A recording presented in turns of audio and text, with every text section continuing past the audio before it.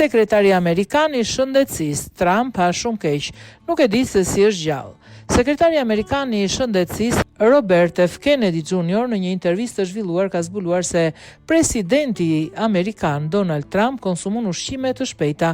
Sipas tij Trump shpesh ha ushqim shumë të keq dhe pi shumë pije me gaz, siç është Coca-Cola dietike. Gjëja interesante në lidhje me presidentin është se ai ha ushqim shumë të keq, që është McDonald's dhe pastaj karamele me Coca-Cola diet. Ai pi Coca-Cola diet gjatë gjithë kohës, tha ai.